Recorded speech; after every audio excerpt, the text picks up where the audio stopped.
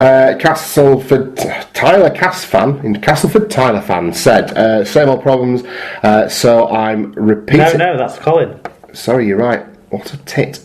Tyler Cass fan said, Leeds trying their best but can't defend, and too many errors in attack. Wigan not at their best, but didn't have to be for this one. We'll need to improve next week to take the points from Cass. Colin Render said the same old problems, so I feel like I'm repeating myself. Might not need Hall or Briscoe back though, as A-Church looked good running down the wing a couple of times, even got a try from one of the runs. Brian Davies said the enjoyment of seeing Leeds in such a mess is starting to fade. No, it's not, Brian. I'm starting to feel sorry for them. No, you shouldn't, as they looked so out of depth. I bet Wigan wish they'd paid lockers by the hour. The bloke is always crocked, so who will England's skipper be, as Sean is bound to pull out injured again? Ooh. Well, if Lockers sorts himself out for the big business end of the season, like he's done in the past, then we won't have to worry about it. But right, he plays 6 games a year. But otherwise, you would probably look at Graham. Yeah, I would think so. Yeah, probably. But what is it? Wakefield fans, reality check. Leeds did not give a shit about your plight last year. Couldn't give it a fuck, could they? Leeds Rhinos fans wouldn't care now if Bellevue was a multi-storey car park and you guys had to reform in the conference. Yeah. Okay, so please don't feel sorry for them. Cutthroat Jake, our game plan was... but a walking shadow. So this is more poetic than I'm prepared for. Our game plan was but a walking shadow, a poor player that struts and frets his hour upon the pitch and then is heard no more. For Leeds, it was a match played by an idiot, full of sound and fury, signifying nothing. Wonderful. That's amazing. I'm blown away about that. Great work. I'm trying to work out whether or not that is all Cutthroat Jake's own work or whether or not he's paraphrasing someone. Either way, it's fantastic. Either way, it's tremendous. Andy Barker said it was a bright opening from Leeds that lasted 10 minutes before the same lack of intensity and lack of ideas reoccurred. After that, there was only going to be one result with a dominant Wigan pack. The only negative about them was that awful kit. Yeah, I know. It's pretty terrible, isn't it? No, I'm not a fan. No, I know you're not. Can you get that one in your club shop in your size? That's the sad thing, I could. Have you got your own home strip yet? No. Oh, Mark. Ollie Smith, worst game of the weekend in my opinion. Leeds were just not up for the fight and faded away in the second half. How long does McDermott have left? I sat with a few Leeds fans and they all wanted him to go. Big call if he does, though. Paul Ludo Lewis, the game brought together every fan in the stadium bar Leeds, who all joined in with that classic Leeds anthem, how shit are Leeds, how shit are Leeds. On the pitch it looked like Wigan were just starting with their usual build up to top form just in time for the playoffs. Oh, and Willie Isa in a Wigan shirt still hurts. Yeah. It has done up until now. Yeah, absolutely. Scott Lister was kind enough to get in touch with his season review. He knows it's early, but the season is over for Leeds now.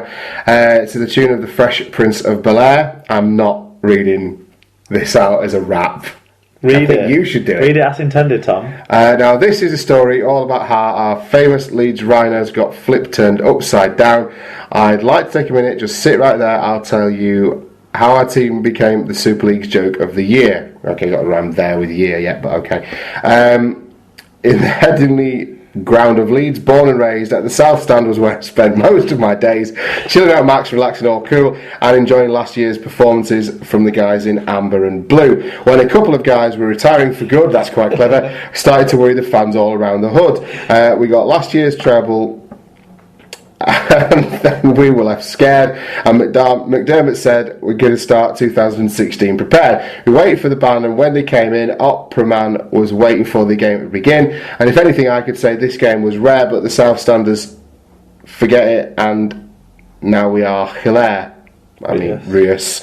We pulled up to the ground with about 52,405 and said to each other,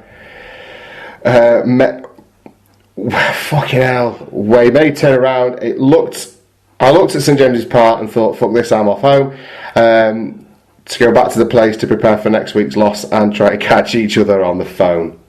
I don't know.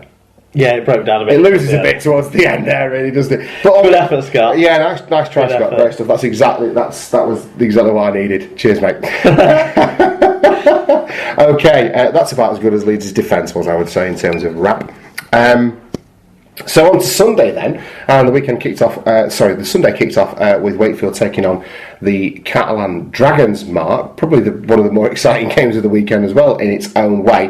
The Dragons fading away, Wakefield coming back and winning with a drop goal from Jacob Miller from some distance out as well. Yeah, halfway line, but obviously an abbreviated 40 to 30. Yeah. So about 45 yards. But still a hell of a kick to slot over and clutch play from him. Worth pointing out that Richard's percentages with the boot were well below par, but the almost par for the course this year though has been poor. Continue to be well below par. Then. Yeah. That penalty though, I mean, for it to ping back so flush off the post, he should have been making that. He should have kicked it. You would have expected it sort of spin off the post in either direction usually. To bounce back so pure like it did was a little bit unfortunate, but if you're not at it, you're not at it. Yeah, there you go. And Wakefield definitely deserved the win for their doggy performance and for the fact that they went toe to toe with this Catalan pack and for sticking with it and having that clutch in them to get the result and win it 25 points to 24. This started to have the feel of like every Catalan's home game you watch where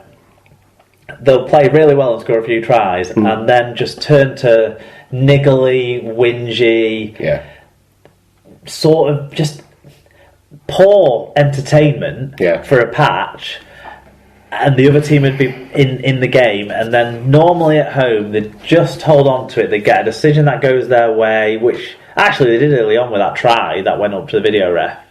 Justin Horrow. The one that... Well, it was under his arm. I thought that was good. I thought that was... No. I think it maybe was a Wakefield one that was denied then. There was a try anyway. Okay. There was a video ref decision that made me think, what's going on here? Is Thierry overdoing the video refing? Okay. I can't remember which one it is now off the top of my head. But either way, and that's the feel it had, and I thought Catalans would just stick to it, but Wakefield, to their credit, never went away, and it was that attitude that gave them the deserved win. I think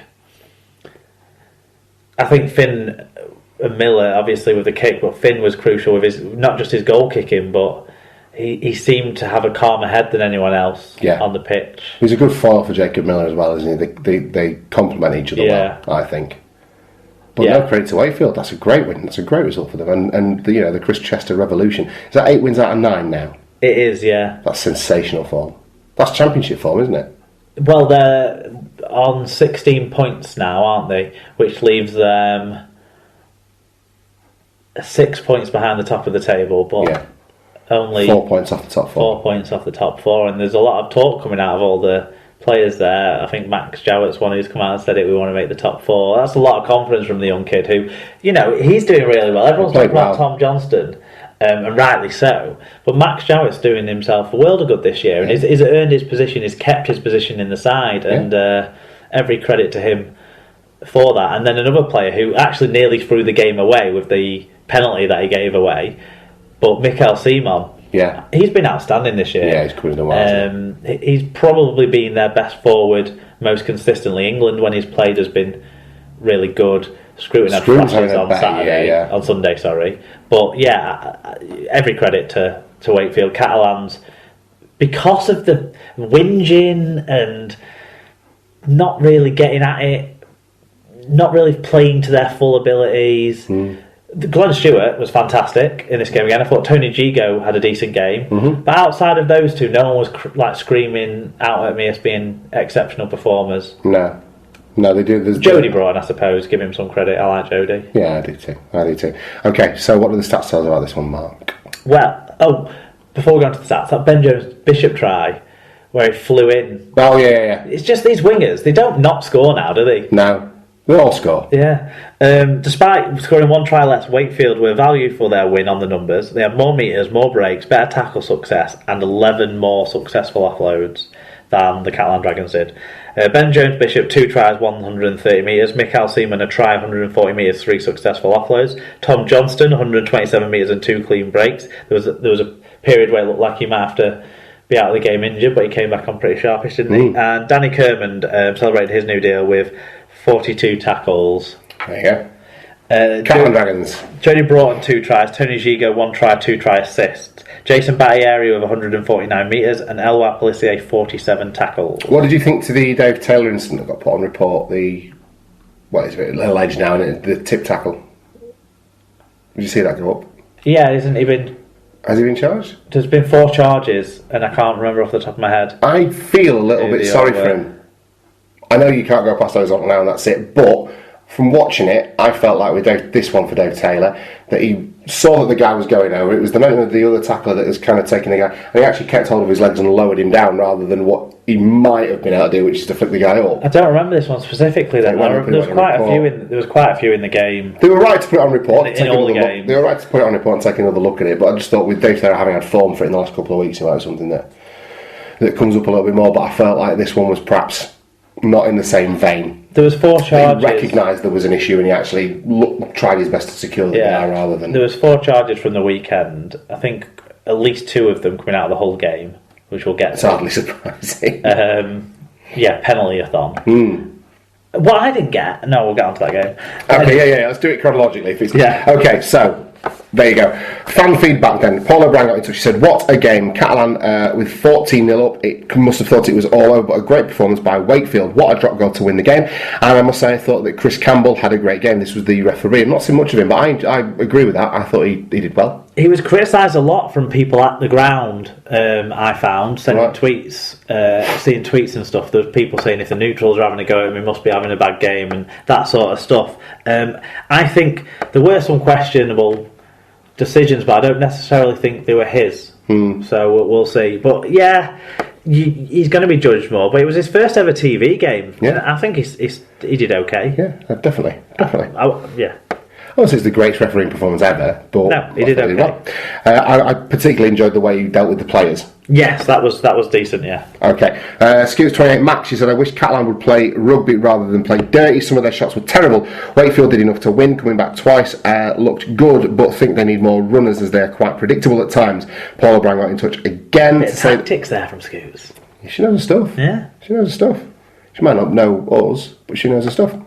Paul O'Brien got in touch again to say Chester is doing wonders for Wakefield, has instilled something in the players and turned them from bottom 4 to top 8. Tyler Casfan got in touch. Wakey defended tough and kept in the game to give themselves a chance, which they took with a piece of Miller magic. Ollie Smith said it was a great game. Think Wakefield fully deserved the win after a few decisions going against them. Did the real Pat Richards stay in France? I think the real Pat Richards stayed at Wests, mate. Brian Davies got in touch. Brilliant game and a fantastic drop goal from Miller to win it. Lots of drama with the rebound off the posts from Richards. Trim fans are really living the dream. We play exciting rugby, work hard, and it's somehow coming off for us. We're nearly safe and still in touch with the top 4. Heady times. Yeah, I can't think of a fan that deserves it more than Brian Davies in a minute. No. Really, after last season. Darren LBW, absolute belting game this, with a totally bonkers ending. What a drop goal from Miller. I can't decide between this game and the Cast Y game as to which was the best of the weekend, but this one may edge it. And the Wakey White simply said, wow, one of the best games I have seen live. What a drop goal by Milkman. 50 metre special. Love Magic in Newcastle. Has some great chats with various inebriated other fans. # we're going to win the league. Yeah, I think thing, isn't it, for closeness, this was probably in contention with the one for.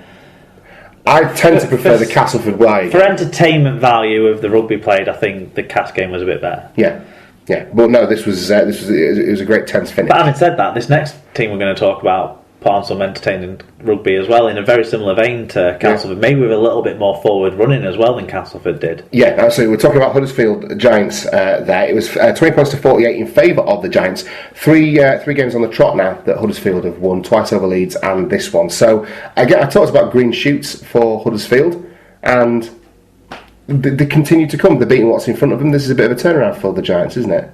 Yeah. And a great result, 48 points to 20. St Helens look decimated in the 3-quarter lines. You're looking at me like I might be telling lies. Have they not won the last 3 in a row?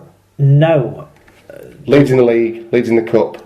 There was another Super League round for this week, wasn't there? Was it not Super League games last week? It wasn't the cup last week.